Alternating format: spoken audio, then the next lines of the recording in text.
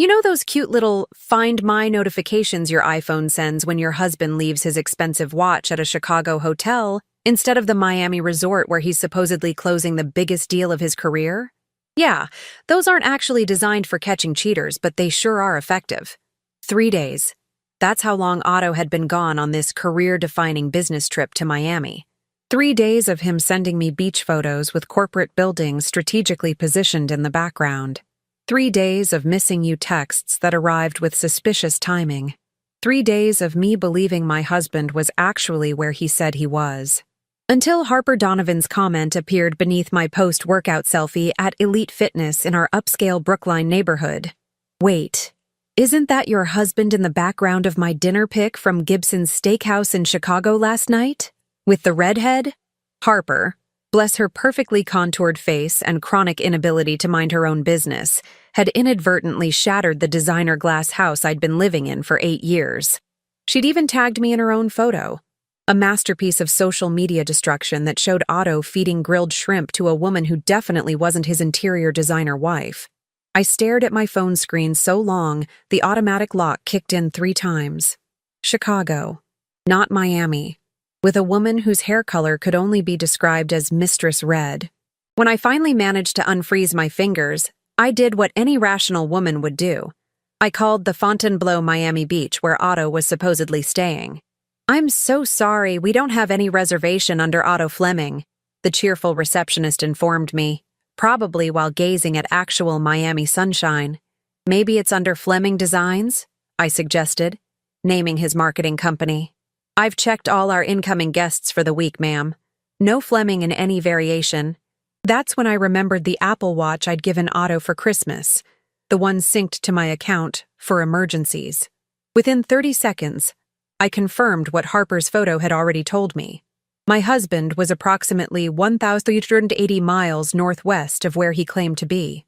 In our renovated colonial in Brookline's most sought-after neighborhood, I sat in the custom Scandinavian chair that Otto had complained cost too much, wearing the Lululemon leggings he'd bought to support my fitness journey. Translation: subtle hint I should lose the 10 pounds I'd gained while supporting his career.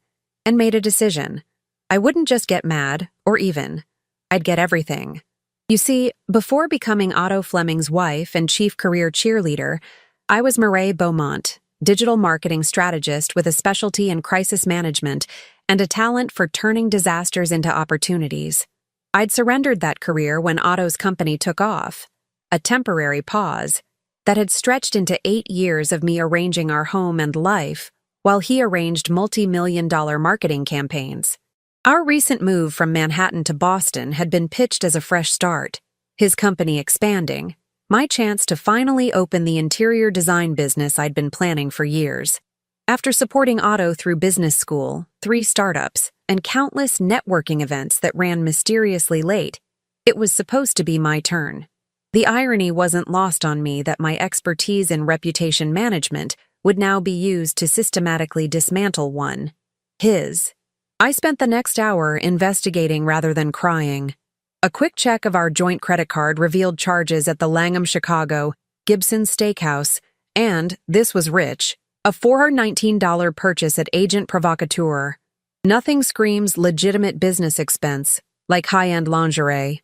Next, I pulled up Otto's company website and scrutinized their client list.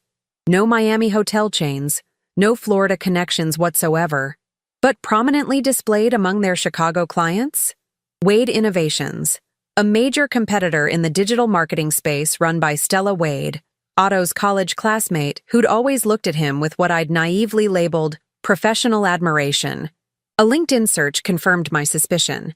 Stella Wade, CEO of Wade Innovations, Harvard Business School graduate, recently divorced, and, according to her Instagram that I was now frantically scrolling through, a natural blonde who'd gone autumn red 8 weeks ago. By the time I'd finished my investigation, night had fallen in Brookline. Otto had texted that his meetings ran late, and he'd call in the morning. I responded with a cheerful, "Miss you? Bring me something from South Beach," followed by a beach umbrella emoji. Then I opened a bottle of the Veuve Clicquot we'd been saving for special occasions, and began planning. The beauty of being married to someone in digital marketing is understanding exactly how to destroy them in the digital space. The problem with being married to someone like Otto is that he'd always underestimated me, viewing my design skills as decorative rather than strategic, my social media expertise as cute rather than powerful. He'd forgotten I was the one who'd built his first company website, developed his initial marketing plan, and edited the TEDx talk that put him on the map. Before becoming Mrs. Fleming, I'd orchestrated viral campaigns that had quadrupled client conversions. I'd sacrificed my career for his success, and now he was sacrificing our marriage for what? A fling with Stella Wade? A corporate merger? Both? By midnight, I'd crafted a 3-phase plan that would make any revenge movie protagonist proud. By 2 a.m., I'd implemented Phase 1, digital reconnaissance. Using Otto's passwords, still Otto Mireille 2015 on most accounts, another sign he underestimated me, I accessed his email, finding dozens of exchanges with Stella that evolved from professional to personal to explicit. More damning were the attachments, proprietary campaign strategies from his current clients being shared with her company. I downloaded everything, backing it up to 3 separate secure clouds, not just evidence of his infidelity, but of corporate espionage that would violate about 15 clauses in his employment contract. Phase 2 required waiting for his return, scheduled for tomorrow evening. He'd texted his flight details, punctual to a fault. Otto would land at Logan International at 5:47 p.m., claiming exhaustion from closing the deal in Miami. I allowed myself exactly 15 minutes to cry in the bathroom, timing it precisely with my iPhone, before washing my face, applying an overnight serum, and climbing into our king-sized bed. Tomorrow, Otto Fleming would come home to champagne, candles, and the warm welcome of a wife who'd spent the day redecorating their bedroom with framed evidence of betrayal. As I drifted off to sleep, clutching my phone with all its incriminating screenshots, I couldn't help thinking, for a man who'd built his career on image management, Otto was about to experience the most spectacular reputation collapse since WeWork's Adam Neumann, but without the golden parachute. The best part? He wouldn't see it coming until it was trending on Twitter. The morning after my discovery, I woke up with the kind of clarity that only comes from having your entire life implode spectacularly. While most Brookline housewives were posting their Peloton stats and meal prep containers, I was arranging evidence of my husband's betrayal like I was curating the world's most devastating museum exhibit. "Welcome to the Otto Fleming Gallery of Deception," I whispered to myself, carefully printing and framing screenshots of his text messages, where every piece tells the story of a man who couldn't keep his ambition in his pants. My first masterpiece, an enlarged 16:20 print of Harper's Instagram photo, now prominently displayed above our bed. Nothing says "sweet dreams" like your husband feeding grilled shrimp to another woman. I spent the morning transforming our bedroom into what I'd later call modern American infidelity, a striking collection featuring hotel receipts from the Langham, Chicago, arranged in a tasteful collage, email exchanges with Stella printed on linen paper and displayed in floating frames, and, my personal favorite, the agent provocateur receipt mounted next to our wedding photo. By noon, I'd moved on to Phase 3 of my plan, strategic alliance building. First call, Vanessa Whitman, Otto's assistant who'd always treated me with a mix of pity and deference. "Vanessa, it's Mireille Fleming," I said when she answered. "Quick question. What's the status of Otto's meetings in Miami?" A pause. "Miami?" She sounded genuinely confused. "Mr. Fleming is in Chicago with Ms. Wade from Wade Innovations. They're working on the potential merger." Merger? I kept my voice neutral, a skill perfected from years of listening to Otto's clients explain why they needed their logos to be more blue, but not blue. "Oh." Her voice dropped to a whisper. "I thought you knew. Fleming Designs is being acquired by Wade Innovations. It's been in the works for months." Months.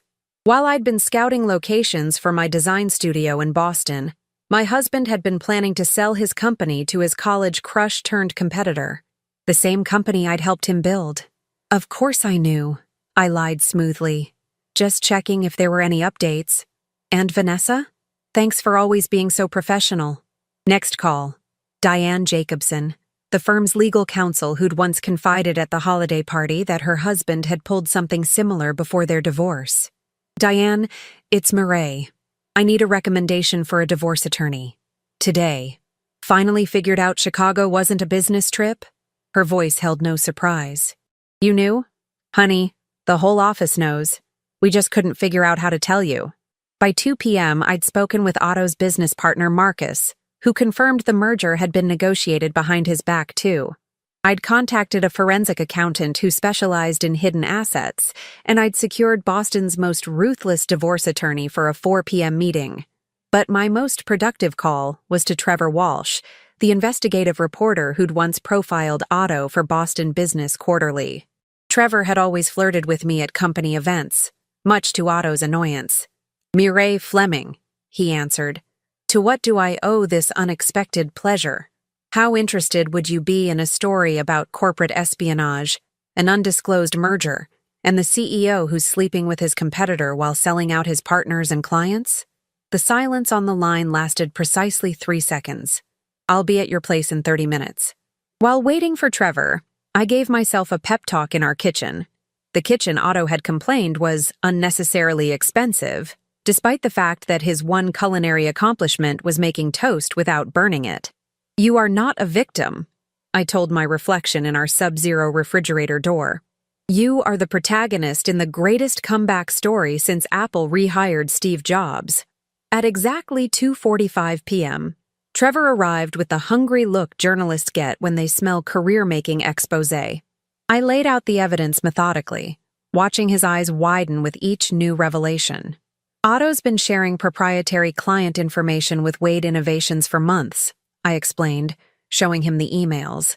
"That's not just unethical, it's illegal, and his partners have no idea he's selling the company." Trevor whistled. "This would destroy his reputation in the industry."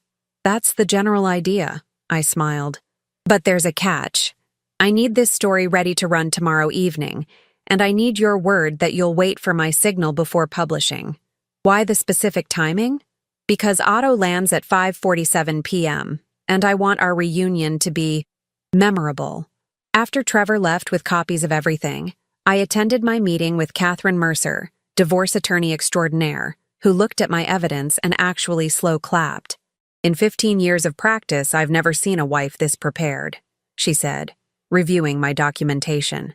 "Most come in with mascara-stained tissues and iPhone screenshots. You've built a case the CIA would envy." I smiled. I used to manage crises for a living. Now I'm creating one. By evening, I'd prepared everything.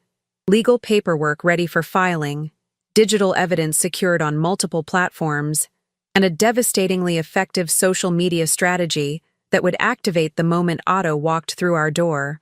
I'd also redecorated our entryway with what I called the Wall of Lies, a timeline of Otto's business trips over the past year, with his claimed locations juxtaposed against his actual whereabouts, verified through credit card statements and location data. For dinner, I ordered his favorite meal from Duzave, the overpriced French restaurant where he'd proposed, and chilled a bottle of Dom Perignon, the ultimate Last Supper. As I lit candles throughout our home, my phone pinged with Otto's just landed text. Like clockwork, he added, "Can't wait to see you, babe. Bringing you something special from Miami."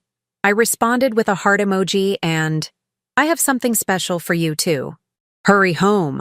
The last piece of my preparation was changing into the red Valentino dress Otto had given me for our anniversary, the one he said made me look almost as good as when we first met. I paired it with the Louboutins he insisted I wear whenever his business associates came over, claiming they made me look sophisticated. Tonight would be my final performance as Mrs. Otto Fleming. Supportive wife, gracious hostess, and living background decoration in the Otto show. I poured myself a glass of champagne and raised a toast to our wedding photo. "Here's to strategic exits," I murmured, "and to men who forget that the woman behind them might one day decide to stop pushing and start pulling the rug instead." The Uber app showed Otto was 15 minutes away. I took a deep breath, checked my reflection, and practiced my most convincing smile, the same one I'd perfected during countless client dinners where I'd listened to men explain my former profession to me. In the distance, a car door slammed. Game time. As headlights swept across our living room, my phone suddenly lit up with a text from an unknown number. "Mrs. Fleming, this is Stella Wade. We need to talk immediately. Otto told me everything. About the evidence. About your plan. He's not coming home alone tonight." I froze, champagne glass midair, as another text appeared. "I'm in the car with him. And trust me, we've prepared a countermove you never saw coming." The sound of not one but two car doors slamming outside sent my heart into a tailspin, worthy of a Boston Dynamics robot malfunction. This was not part of my meticulously crafted plan. Otto wasn't supposed to bring reinforcements, especially not in the form of his mistress/business partner. I quickly pulled up the security camera feed on my phone.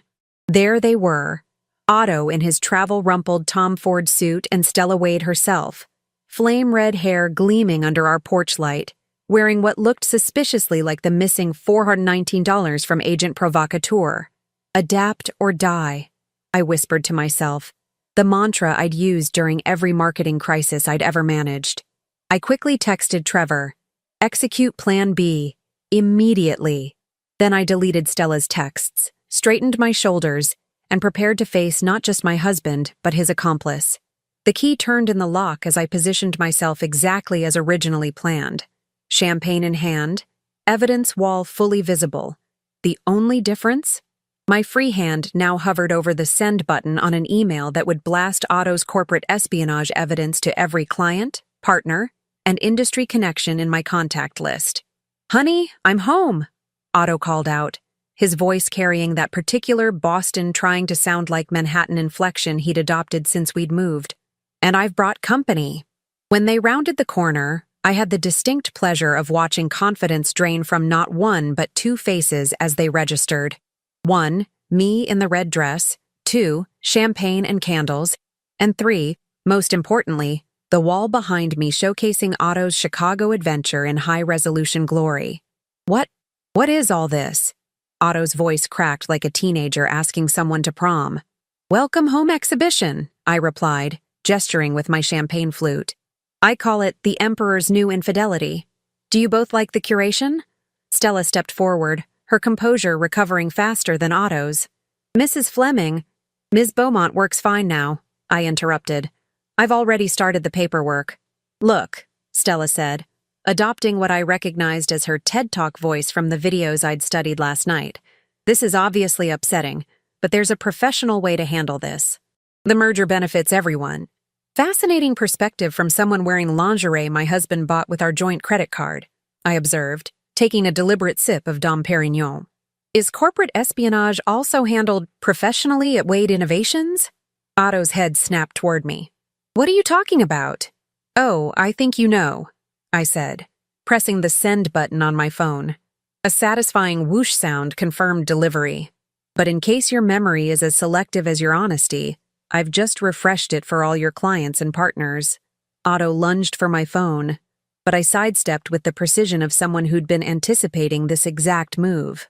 Too late. Unlike your business ethics, this transmission cannot be reversed. That's when the twist I hadn't anticipated in all my careful planning occurred. Instead of panicking, Stella laughed. A short, sharp sound that bounced off our vaulted ceiling like a warning shot. "You think we didn't prepare for this? Why do you think I texted you?" She pulled out her own phone. While Otto was busy feeling guilty, I was busy feeling pragmatic. "For every client you just contacted, I have documentation showing your involvement in every campaign strategy you just exposed." My stomach dropped. "That's impossible. I've been out of the business for years." "Oh, not according to the email signature you never removed from the shared account you and Otto used for client communications," Stella countered. "As far as the legal record shows, you've been actively involved in every decision, including the ones you just blasted as corporate espionage." Otto stepped forward, his expression shifting from panic to something darker. "We were going to offer you a clean break, Mireille, a generous settlement. Now you've forced our hand." For the first time since discovering Harper's Instagram comment, I felt a flicker of genuine fear.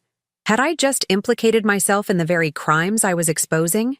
But then I remembered something crucial, something that had been nagging at the back of my mind since my conversation with Marcus. I squared my shoulders and smiled. Interesting theory. There's just one problem with your counterattack, Stella. I walked to our home bar and poured another glass of champagne. Otto never added me to the corporate structure of Fleming Designs. He always insisted it was cleaner, to keep me as an informal advisor. I turned to Otto, whose expression was rapidly cycling through confusion to realization to horror. Remember when Marcus asked you to add me to the company documents last year during the restructuring? You said it was unnecessary paperwork, since I was just helping with the aesthetic side of things. The color drained from Otto's face as he recognized his critical error. In his effort to minimize my contribution over the years, he'd inadvertently protected me from legal liability. That's why you've been so careful to keep my name off everything official, I continued, the pieces falling into place even as I spoke. You wanted the benefit of my expertise without giving me credit or equity. And now that same pattern of erasure is your undoing. Stella's confident smile faltered. Otto? It's a technicality, he stammered. We can still argue. We can argue many things, I agreed. But while you're arguing, North Shore Medical will be exercising their liquidated damages clause, and First National Bank will be triggering their confidentiality breach penalty, and Marcus will be filing his minority shareholder lawsuit. My phone began buzzing with incoming calls. Clients, partners, probably Otto's boss.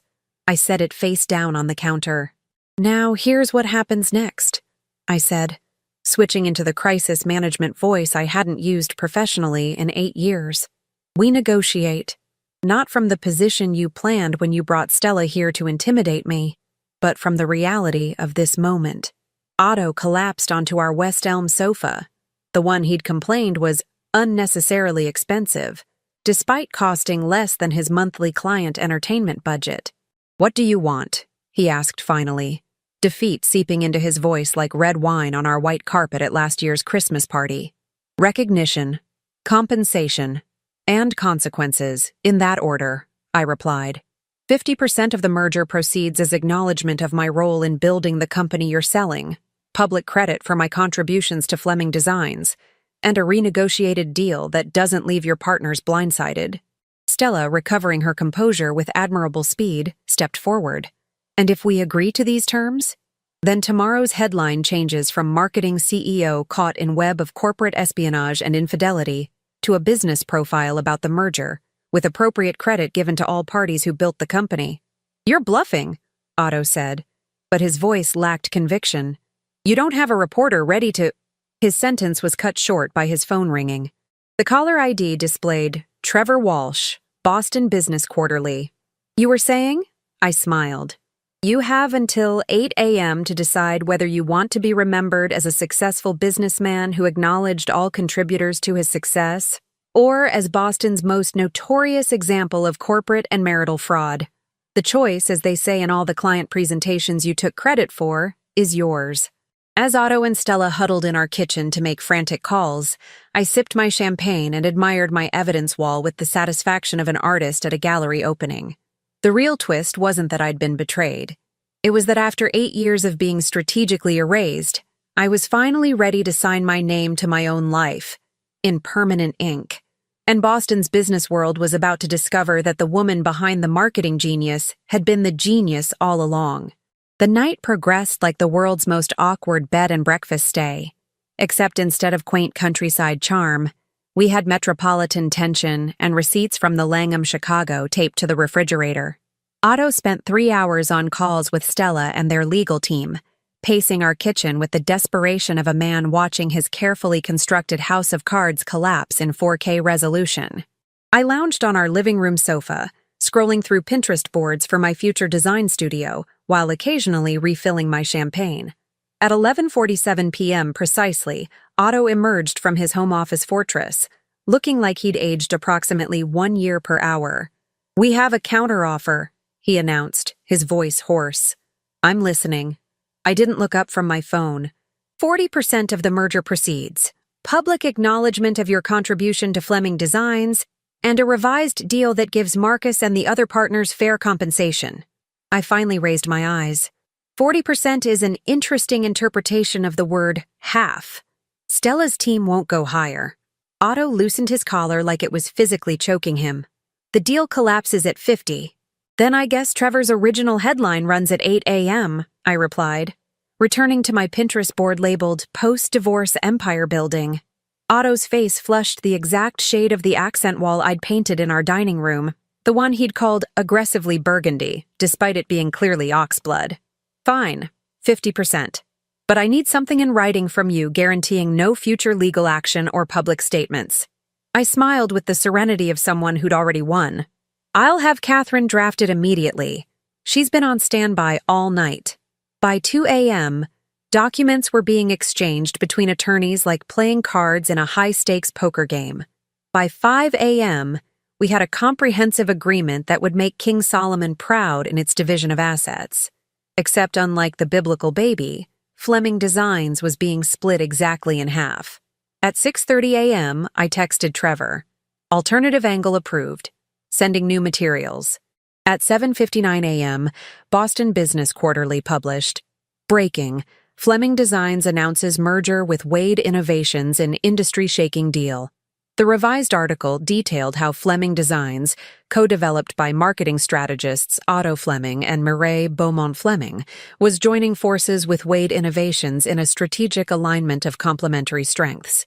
The piece highlighted my previously uncredited role in building the company and quoted Otto praising my foundational contribution to Fleming Design's success. Words he'd never spoken voluntarily, now immortalized in digital print. By 9 a.m., my phone was exploding with notifications. Former colleagues expressing surprise and congratulations. Friends I hadn't heard from in years suddenly remembering my existence.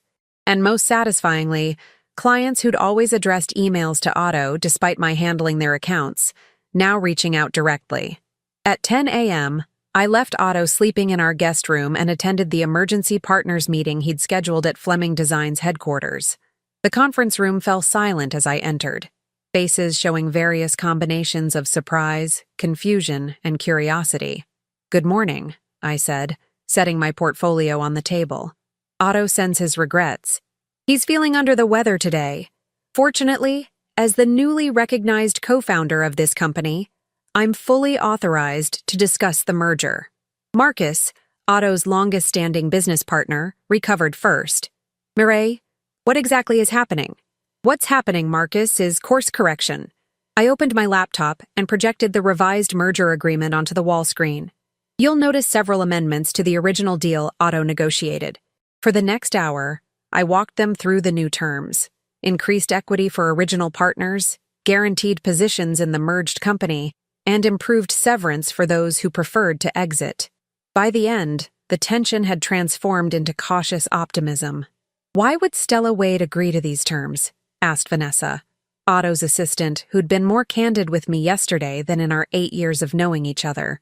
Because the alternative was a highly public scandal involving corporate espionage, misappropriated client information, and after-hours activities not covered by any business insurance policy I'm familiar with. I replied with a smile that concealed the steel beneath. By noon, the partners had unanimously approved the revised merger. By 1 p.m., I'd signed the final paperwork as Mireille Beaumont, co-founder, Fleming Designs. The hyphenated Fleming was already being phased out, like a seasonal color that had overstayed its welcome. At 2 p.m., I met Stella Wade for the first time. Not as Otto's wife, but as his business equal and her new partner.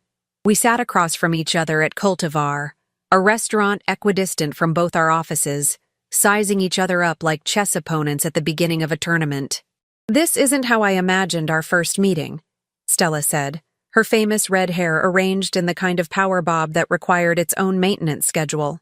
"I imagine expectations versus reality has been a theme for you lately," I replied, sipping my sparkling water with the calm of someone who'd already verified the bank transfer of my merger proceeds.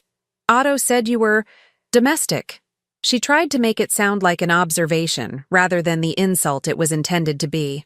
"And he told me he was in Miami." I smiled. "I suppose we've all been operating on incomplete information." Something shifted in her expression, a flash of reluctant respect. "The revised deal is still profitable for Wade Innovations." "Of course it is." I didn't want to destroy the merger, Stella. I wanted recognition, compensation, and consequences in that order. And Otto? I considered the question while breaking a piece of artisanal bread that cost approximately what Otto used to allow me as a personal spending allowance each week.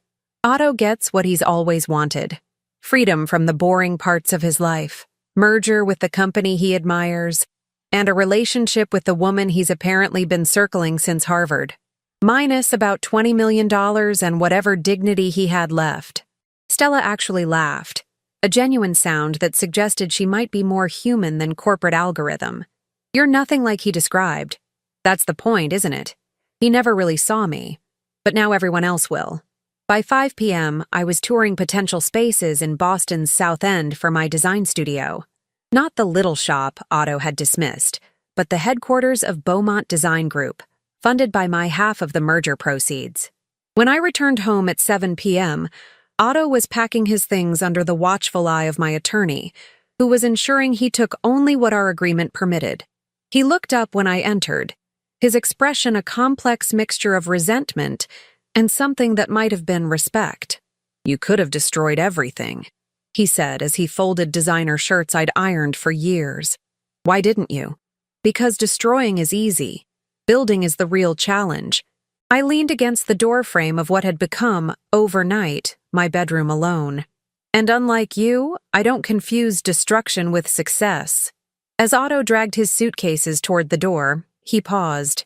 "I underestimated you." "No, Otto. You misclassified me. I was never the supporting character in your story. You were a plot twist in mine." The door closed behind him with a satisfying click that sounded remarkably like the opening of a champagne bottle, the universal sound of celebration. 6 months can change everything, especially when those 6 months begin with exposing your cheating husband, claiming half his company, and reintroducing yourself to the world as the business strategist you always were beneath the supportive wife veneer. Today, as I cut the ribbon on the official opening of Beaumont Design Group's headquarters in Boston's South End, I couldn't help but appreciate the poetic symmetry of my life. 6 months ago, I was standing in my Brookline kitchen, discovering my husband's betrayal through an Instagram comment. Now, I was standing in my own design studio, surrounded by clients, supporters, and a waiting list that stretched into next year, to new beginnings that are actually just continuations of who we always were. I toasted, raising a glass of champagne that I'd paid for myself. "Thank you very much." The crowd applauded, a mix of former Fleming Designs clients who'd followed me, new connections made through the merger, and even Marcus and 2 other former partners who'd decided to invest in my venture rather than continue with the merged company.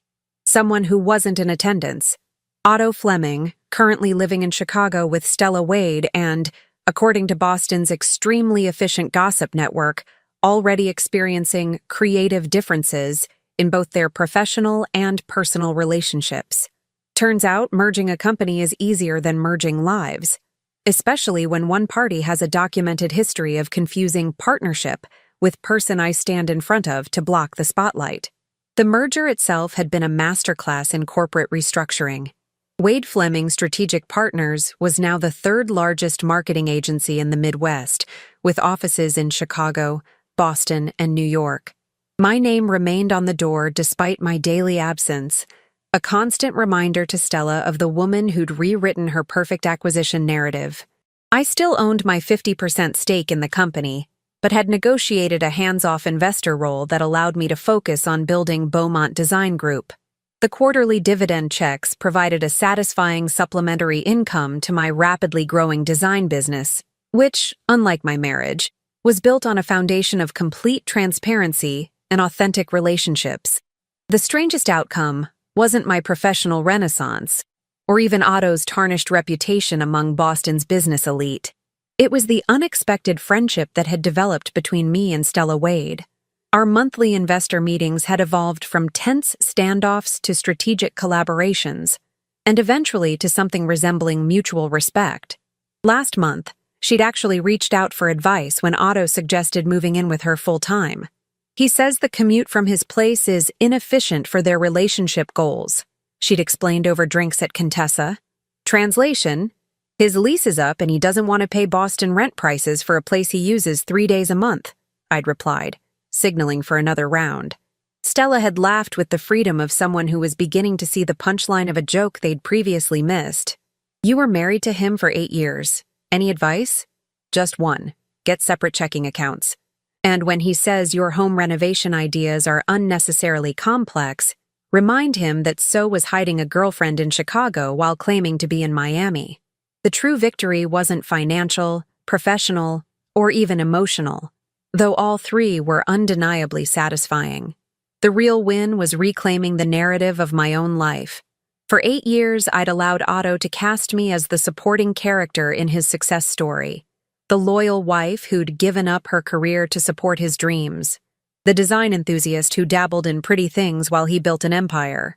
The irony, of course, was that I'd been integral to building that empire, developing strategies, managing client relationships, and creating the brand identity that made Fleming Designs stand out in a saturated market, all while being introduced at company events as Otto's wife, rather than Fleming Designs' co-founder. Now, as I surveyed my studio, with its carefully curated furniture, bold accent walls, including one in that aggressively burgundy oxblood, and waiting area stocked with magazines featuring my recent projects, I felt a completeness that no amount of marital stability could have provided. My phone buzzed with a text from Trevor, the reporter who'd helped orchestrate my reinvention. Just got word Otto pitched a book about entrepreneurial disruption, working title, The Art of the Merger. Thought you'd appreciate the irony. I laughed so loudly that several heads turned in my direction, and for the first time in nearly a decade, I didn't immediately modulate my volume to accommodate someone else's comfort. The most valuable lesson from my marriage's spectacular implosion wasn't about infidelity or betrayal. It was about the danger of allowing someone else to define your worth, of accepting their valuation rather than setting your own price. Otto had valued me at 0 when calculating his future. I'd countered with 50% of everything and received exactly that. Not through emotional appeals or victimhood, but through strategic action and unwavering confidence in my own worth. As the celebration continued around me, I raised my glass one more time in a private toast. Here's to the women who discover they're worth twice what they've been told, and to the men foolish enough to leave the evidence in their work emails.